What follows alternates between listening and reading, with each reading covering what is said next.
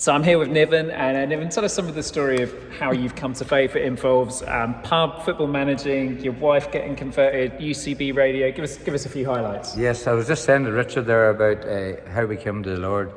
We would have came from a big family background. My mum had 16 brothers and sisters, and my dad had 10 brothers and 2 sisters, and we were into hunting and fishing and greyhounds and pigeons and shooting and football, all the things, but we didn't really go to church that much. But we had a couple of deaths in our family. Our brother-in-law and my father died with cancer within about 8 weeks, and my brother-in-law was killed in a bad car accident. Well, he lived for a week, and we were minding his children. Imagine giving a young one a guitar, a young boy at 13 a guitar for Christmas, and a young girl a TV, and the next Boxing Day morning, 4 o'clock in the morning, taking them down to see their father pass away. So suppose we were that far away from God, we didn't even know how to pray to God. Right, to help him or save him. But I remember him saying that, should I get saved? The brother-in-law said.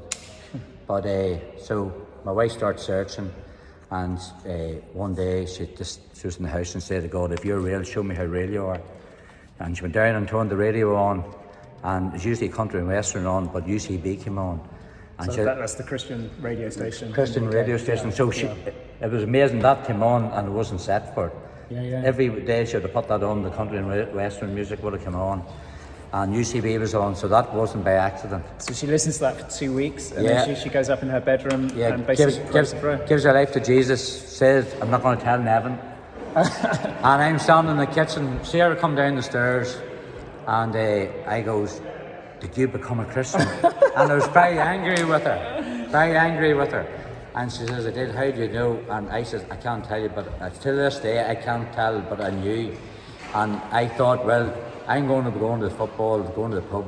She's going to go to church. I felt the old devil saying, like, that's you, and we're finished. Yeah, you're out. You're out. So you go to the pub, you meet your friends from football. Yeah, and my wife then decides, right, took me to an Alpha course.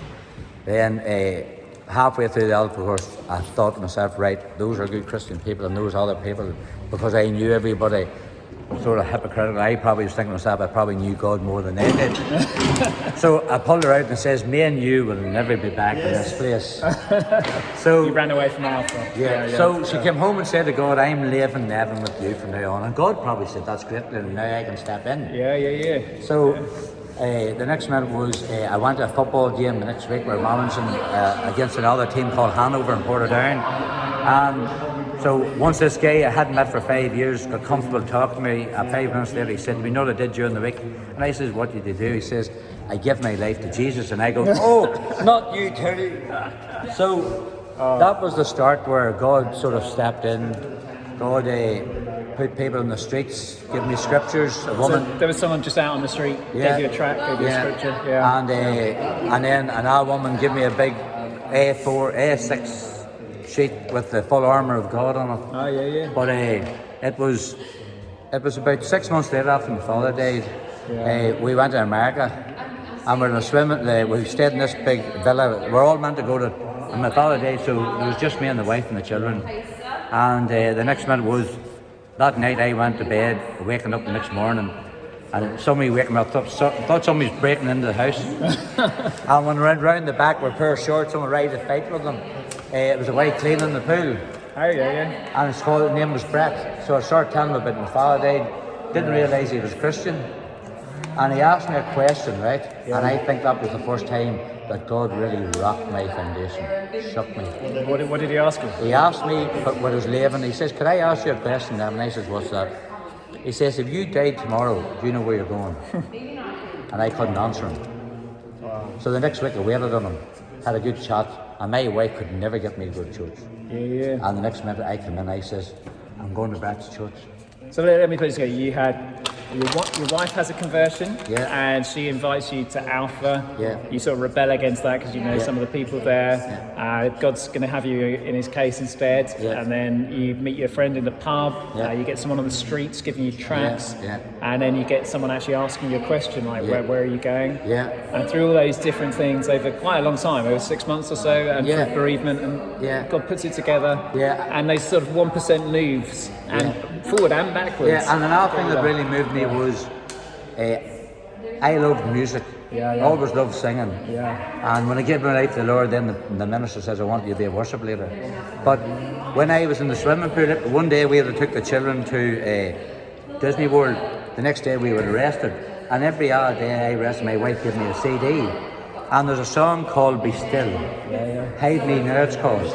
And I even know the words of it because I played it every day for about maybe 20 times a day. Wow. I was talking about when the oceans rise, the thunders roar, I will soar with you above the storm. Find rest my soul in Christ alone. And that song went on, and that just spoke to me and spoke to me. A couple of months later, they had a lay witness weekend in a Methodist church.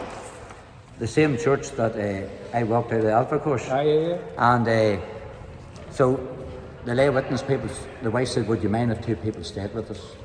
So they stayed, so they had food at night time. Somebody gave their testimony, some music, food, testimony.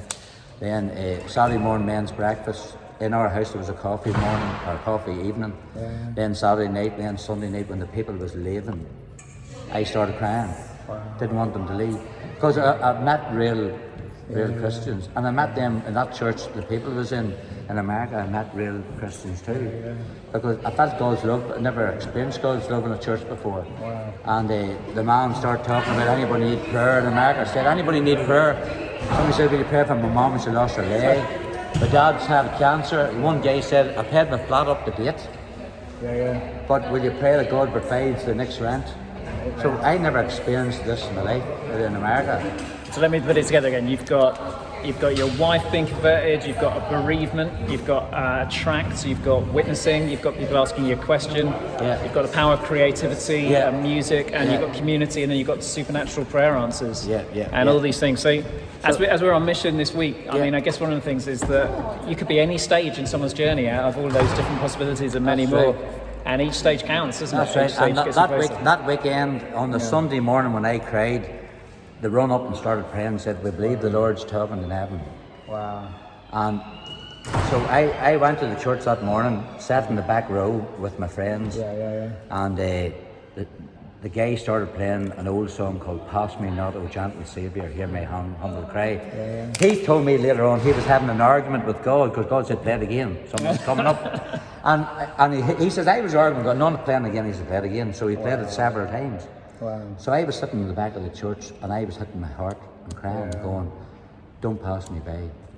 And the next minute was the power of God hit me in the church, and I nearly went in tears. I was going, I was going like I say, and I was shaking. And because I done martial arts years ago, my friend and my wife thought I was going to hit them in the back of the head. And all I remember is, I can't remember to this day, and I had to go past a friend, her husband, and a mother that was in the aisle in a wheelchair. And I don't know how I got past them. And all I remember going up the middle of the church and giving my life to the Lord, crying. And then I looked around, the whole church was crying. Oh, wow. And I remember about a month later, the president of the Methodist church spoke to me and he said, what did you feel, Nevin? And you know, I was going down the road in the car with my wife and he goes, I was stupid, I said a relief. And I was going, could I not have said this happened and that happened and that happened? And I said, but that's what happened. You felt a relief when you gave your life to Jesus. And this weight went off you. You're not fighting anymore. And the next minute was just God's taking us a great journey. A non-Christian family where my son's a pastor in America, my daughter's a family pastor. My wife works with addiction. I just go around telling people around the garages about Jesus and pray for them. And complete turnaround and a whole complete Christian family. And prophetic hymn playing right at the end of the story. Guys, what a great story. And Nevin, thank you for sharing. No, thank you, Richard. Thank you for listening.